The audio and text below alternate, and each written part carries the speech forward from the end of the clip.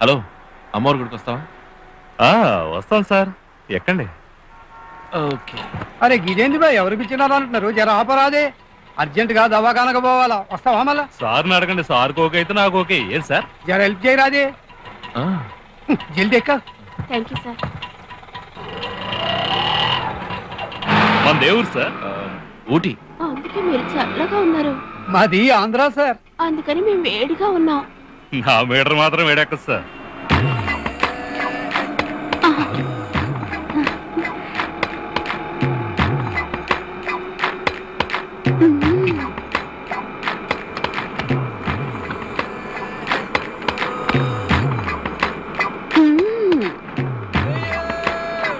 నీ దెబ్బకు పార్టీ బయటికి పోయిండు సార్. జాత్ సార్, ఆటో ఎక్కి రాటు మీద కూర్చుంటారేంటి సార్?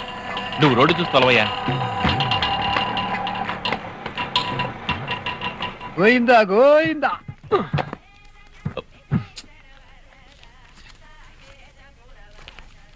ఇదిగో మీటర్కి ఇచ్చావు, మరి మ్యాటర్కి మ్యాటరా? తెలియనట్టు అడుగుతావే ఏంటి బ్లాక్ మెయిలా? నువ్వు బ్లాక్ మెయిలే అనుకో, హౌరా మెయిలే అనుకో, సిటీలో ఇవన్నీ సహజం. నువ్వు ఇప్పుడేగా వచ్చావు, పోను పోను నీకే అర్థమవుతుంది సీను. చిల్లర ఎంత ఉందో తీ. ఇవ్వను. ఇవ్వకపోతే వదులుతానా? బ్యాగ్ తీ. చేతికి వస్తుందిగా, లాక్కెళ్తాం.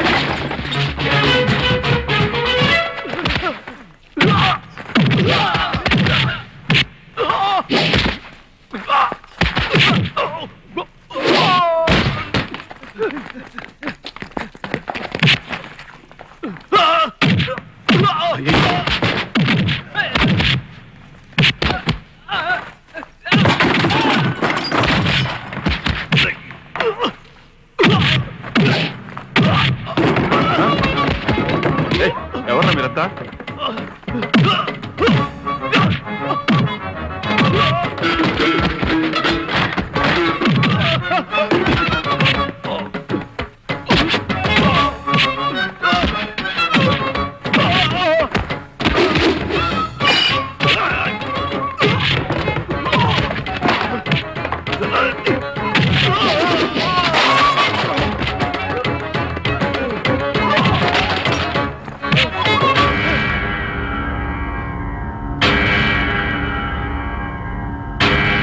గాయత్రి వాళ్ళ ఇల్లా?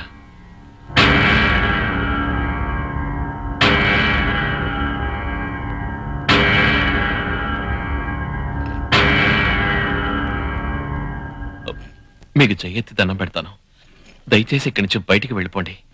మా కుటుంబం అంతా నీ కాళ్ళు పట్టుకొని బతిమాలుకుంటాం బాబు, దయచేసి నువ్వు ముందు బయటకెళ్ళు.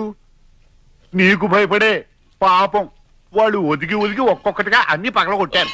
గొడవ నేను చేయలేదండి. నీ రౌడీతనం చూపించాల్సింది ఇక్కడ కాదు, మాది ఎవరి జోలికి వెళ్లకుండా ప్రశాంతంగా జీవించే కుటుంబం. నీ రౌడీతనం బయట చూపించు. అయ్యయ్యో, నేను అలాంటి వాడిని కాదండి. నా వాచ్ ని కొట్టేశారు. Actually what happened was they have snatched my watch. ఓ, నువ్వు చదువుకున్న రౌడీ, మేము రౌడీజం చెయ్యం. పిటిషన్ రాసి పడేస్తాం. నీ నీడ కూడా ఇంటి మీద పడకూడదు, దయచేసి నువ్వు బయటకెళ్ళి బాబు. ఏమిటి ఏమిటి రౌడీ యోధాలతో మాట్లాడుతూ? గెట్ లాస్ట్, బయటకెళ్ళు. నేను ఎందుకు వచ్చానంటే, ఎందుకు? ఈ ఇల్లు సర్వనాశనం చేయడానికా? ఇదిగో చేసావుగా, చాలదా? ఇక్కడి నుంచి మర్యాదగా వెళ్తావా లేక పోలీసులు పిలవమంటావా?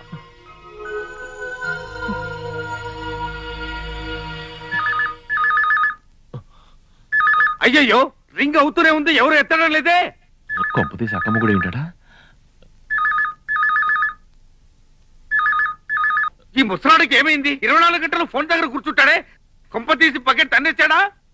ఏమిటలా ఫోన్ నే చూస్తున్నావు? అదొక్కటి మిగిలిపోయిందనా? అయ్యో కాదండి.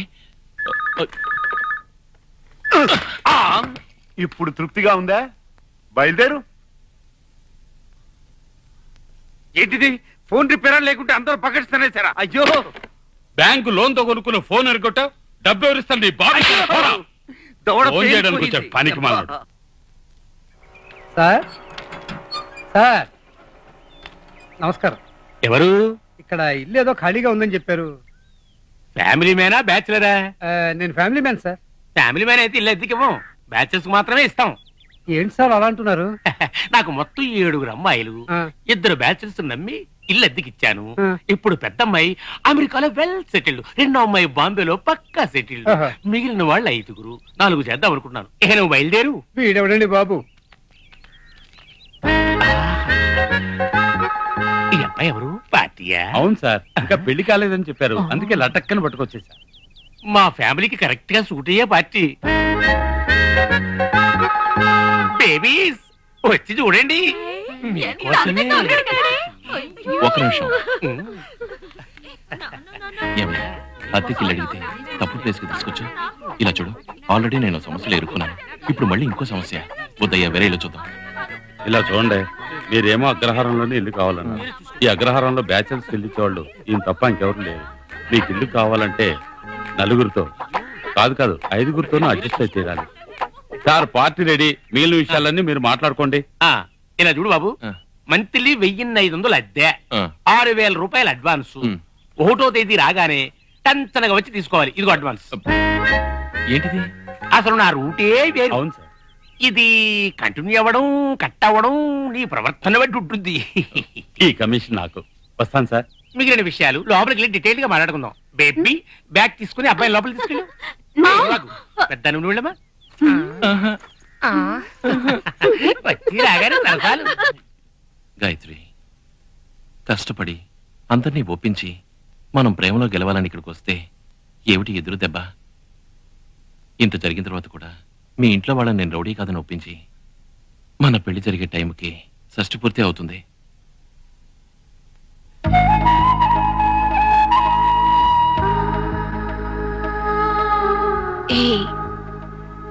నీ దగ్గర నాకు బాగా నచ్చింది నీ పట్టుదలే. దాన్ని నువ్వు వదిలేవచ్చా? అందరూ లవర్స్ పెద్దవాళ్ళకి విషయం తెలిసిన తర్వాతనే ప్రాబ్లం ని ఫేస్ చేస్తారు. కానీ మనం ప్రాబ్లం ని ముందే ఫేస్ చేసి తర్వాత ఈజీగా ఒకటి కాబోతున్నావు. అందుకు కొంచెం కష్టపడే తీరాలిగా. నా పరిస్థితి ఏంటో తెలియక నువ్వు, నీ పరిస్థితి ఏమిటో తెలియక నేను ఇలా ఎన్నాళ్ళు దూరంగా బతకాలి? మనం దూరంగా ఉన్నామని ఎవరు చెప్పారు? ఇప్పుడు నువ్వు తలుచుకోగానే నేను రాలా? ఆ పెన్ వదిలిస్తున్న ఆయన రిజిస్ట్రార్, ఆమె రిజిస్ట్రార్ గారి భార్య. ఆ తెల్ల చీర కట్టుకుని కూర్చుందే ఆవిడెవరు? అదేనమ్మా దొంగల ముఠా నాయకురాలు రుద్రమూర్తి వాళ్ళమ్మ. ఆ ముసల్దాన్ తలకు ఒక ఎర్ర రిబ్బన్ కట్టి చూసాం వరకు పూలందేవి ఓల్డ్ గటప్లో ఉన్నట్టుంటుందమ్మా. బట్టలు ఆరేస్తోంది ఆవిడెవరు? అది వాడి చెల్లెలమ్మా. దీన్ని ఇక్కడ ఎండబెట్టేసి దాని మొగుడు ఎప్పుడో దుబాయ్ చెక్కేశాడు. తాళి కట్టిన రోజు వెళ్ళిన వాడు బిడ్డ పుట్టిన తర్వాత తిరిగి వచ్చాడు.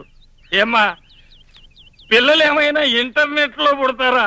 ఏదో ఇంటర్ లింకులో పుట్టుంటారు. స్కిప్పింగ్ ఆడుతుంది ఆ అమ్మాయి. కాయవకుండానే పడిపోయిందమ్మా అది.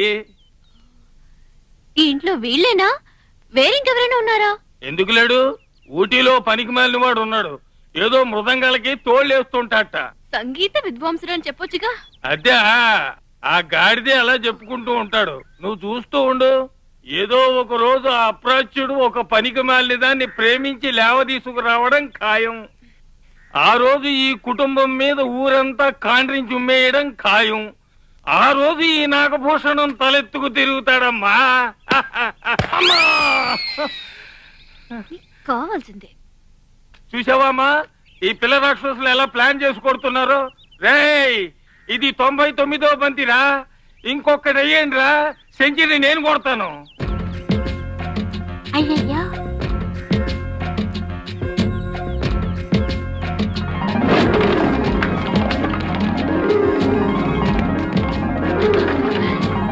ఇవన్నీ మీవే తీసుకోండి. హే థాంక్స్ కూడా చెప్పరా? Hello please hi thank you aunty. ఏమా వేళకోళమా? తల పగల కొట్టే పిల్ల రాక్షసులకి బొంతులు ఎందుకు ఇచ్చావు? డాడీ నువ్వు బయట నుంచి అటాక్ చేద్దామని ట్రై చేస్తున్నావు. నేను వాళ్ళ ఇంట్లోకి వెళ్ళి నమ్మించి అటాక్ చేద్దామని ప్లాన్ చేస్తున్నాను. Smart girl. నీలో ప్రవహిస్తున్నది నా రక్తం కదా. Thank you.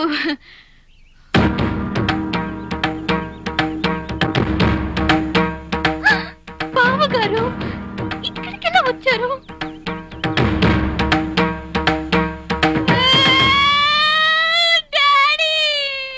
ఏం తల్లి ఎందుకు ఏడుస్తున్నావు? మా అమ్మను నీ నుంచి వేరు చేసిన వాడు ఇప్పుడు నన్ను తీసుకెళ్ళడానికి వస్తున్నాడు డాడీ. ఎక్కడ వాడు? ఎక్కడ? అక్కడ. ఈ రోజుతో వాడు మటాషే. వాడి కోసమే వెతుకుతున్నా. అదిగో వస్తున్నాడే, అతనే నాగభూషణం. నువ్వేనా నాగభూషణం? మర్యాదగా మా అమ్మాయిని బయటికి పంపయ్యా. ఎవరమ్మాయిని ఎవరు పంపాలి? అది కరెక్ట్ గా రావాల్సిన చోటుగా వచ్చింది. ముందు నువ్వు ఉంచుకున్న నా పేర్లను పంపించనా? వారిని పంపాలా? మా అమ్మాయిని పంపనంటే నా భార్యను పంపట్టావా? అన్నిటికీ అదే కారణం. వైదేహిని కాకుండా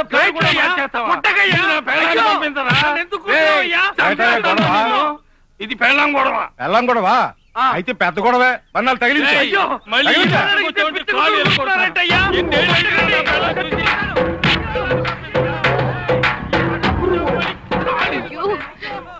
సారీ బావగారు, నన్ను క్షమించండి. ఏంటిది పొద్దునే ఒక్క బేరం కూడా తగలేదు? ఎవడో ఒక బకరా రాకుండా పోతాడా? ఏంటిది? అర్జెంట్ గా ఇంటికి వెళ్ళి మేటర్ని ఓపెన్ చేద్దాం అనుకుంటే ఒక్క ఆటో డ్రైవర్ కనపట్టే ఏమయ్యా వస్తావా? ఓ సారీ సార్, అడ్జస్ట్ చేసుకుందాం. ఎక్కడికి వెళ్ళాలి? అగ్రహారం. అగ్రహారం? వీళ్ళు అక్కడికే కూర్చోండి. ఉట్టికి వెళ్తే ఉతికేస్తున్నారు, బిబ్లికి వెళ్తే బాధేస్తున్నారు. పార్టీ మంచి స్పీడ్గా ఉన్నాడు. అయ్యో ఏంటిది? ముందు చేతి చేతి చేతి మన నాచే కదమ్మా, నీ చెయ్యి. సార్ అది కూడా చేయే కదా, అడ్జస్ట్ చేసుకోండి. అడ్జస్ట్ చేసుకున్నా. అయ్యయ్యో నాకు ఇవన్నీ నచ్చావు. చేతి నీ మొహానికి చాలు. సిగ్గుపడకుండా కంపెనీ ఇవ్వండి సార్. నాకెందుకు రా కంపెనీ? Break pay. అగ్రహారం వచ్చేసింది. అమ్మయ్యా. ఆటో ఇదిగో డబ్బులు తీసుకోపో. అమ్మయ్యా. ఆగలగా మీటర్ కట్ చేసావు మ్యాటర్కి. మ్యాటరా? ఏ మ్యాటర్? నేనే ముఖ్యమైన మ్యాటర్ గురించి వెళ్తుంటే ఆటో కుదుపుల కన్నా నీ కుదుపులు ఎక్కువయ్యాయి. తీయవయ్యా. అయ్యో అపచారం అపచారం. చేదియమ్మా, అందరూ చూస్తున్నారు. నా పరువు పోతుంది. ఏంటయ్యా పరువు పోయేది? నువ్వు నొక్కిన నొక్కుడికి నా ఒళ్ళు హూనం అయిపోయింది. వాళ్ళు ఏమంటున్నారు? అబద్ధం చెప్తున్నారు. కోరస్కి అబద్ధం చెప్తున్నారు.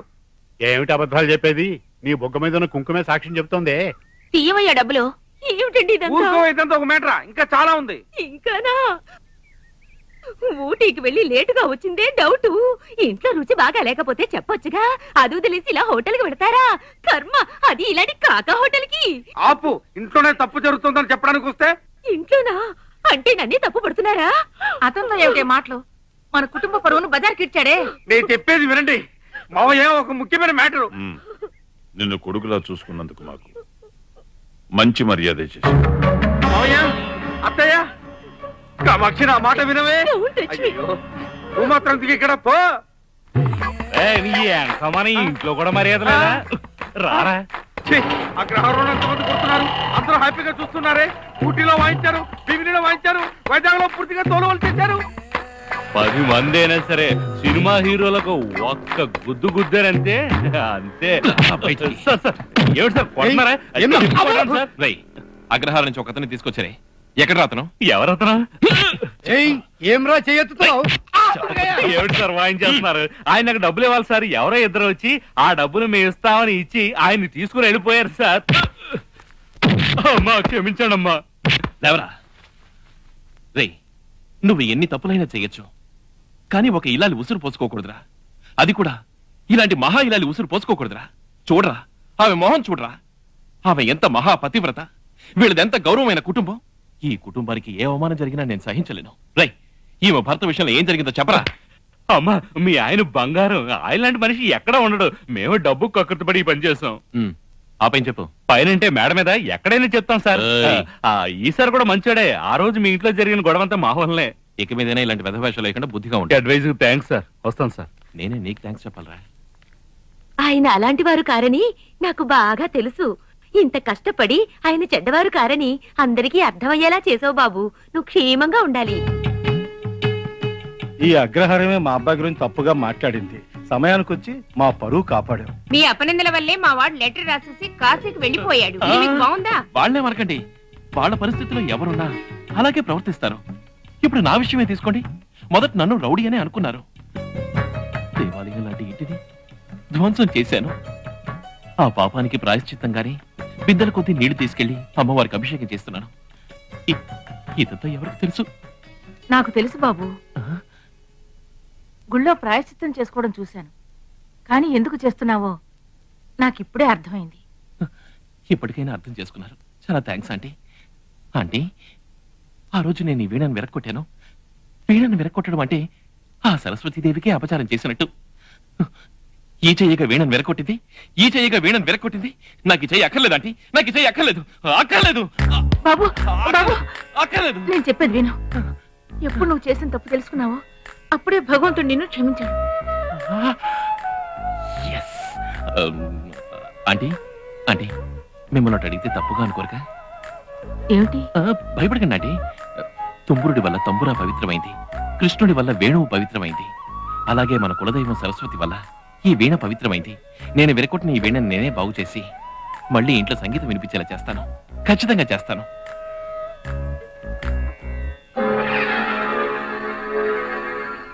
ఇర్విన్ వాలెస్ అనే రచయిత the intimate sex life of famous people అని ఒక సంకలనం ప్రచురించాడు.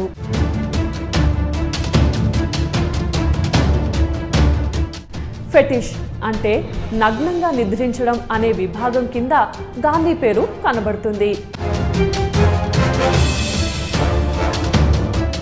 తన కామవాంఛ వల్లనే కదా తండ్రి అంతిమ గడియల్లో ఆయన వద్ద లేకుండా పోయింది అనుకున్నాడు.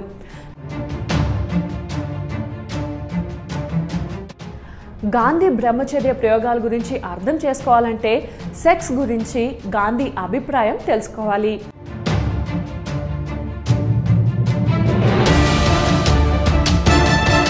అప్పటికే ఆయన అభ్యంగన స్నానాలు, మాలీసులు, ఆడపిల్లల భుజాల మీద చేతులు వేసి నడవడాలు వివాదాస్పదం అయి ఉన్నాయి.